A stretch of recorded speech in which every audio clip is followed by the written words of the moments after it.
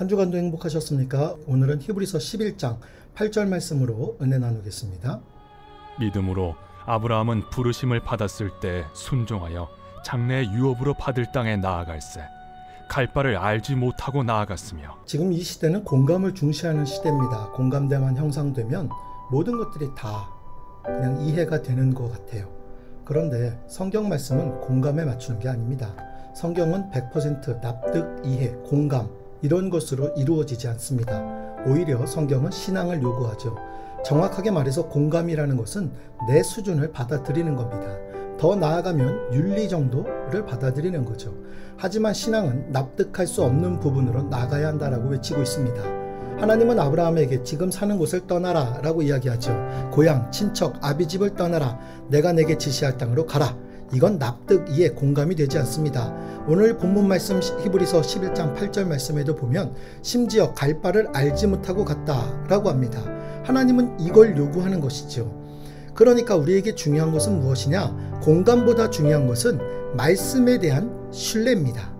내 수준으로 납득, 이해, 공감 안 돼도 하나님 말씀에 신뢰하면서 점핑하는 것, 이게 믿음입니다. 신앙은 말씀 붙들고 도약하는 겁니다.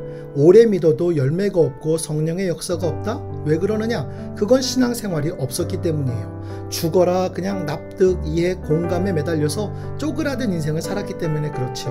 실제로 그건 믿은 게 아닙니다. 그냥 내 자신에 대해서 내가 이해하고 그냥 내가 납득한 거죠.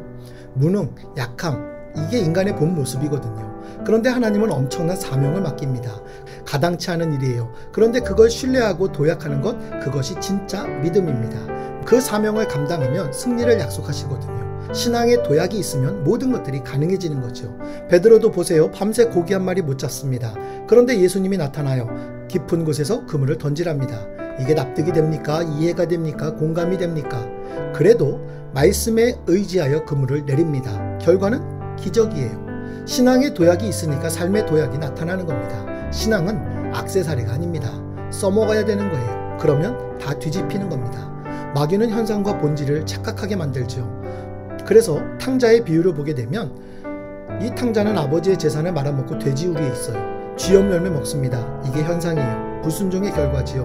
그러다가 아버지가 생각납니다. 아버지에겐 양식이 풍족하고 품꾼이 많다. 아버지가 생각나는 거예요. 자기가 아버지의 아들이라는 것이 그때 생각나는 거예요. 마귀는 돼지우리, 인생을 본질이라고 생각합니다. 단순 현상을 본질이라고 속이는 거예요. 그런데 탕자는 아버지의 아들이 본질임을 깨닫게 됩니다. 그래서 결국엔 돌아옵니다. 아버지에게 안깁니다. 그 순간 모든 것이 다 바뀌는 거예요. 현상은 깨지고 본질의 회복이 이루어지는 거죠. 이게 언제 가능하냐? 신앙에 도약이 있을 때 가능해지는 겁니다. 언제까지 우리가 돼지우리가 나의 본질이라고 우기면서 살 겁니까? 작은 거라도 신앙의 도약을 경험해 보세요. 엉터리 같은 현상은 다 깨질 것이고 약속하신 강력한 본질의 능력을 경험하게 될 것입니다. 여러분, 우리는 믿음 갖고 사는 사람들입니다.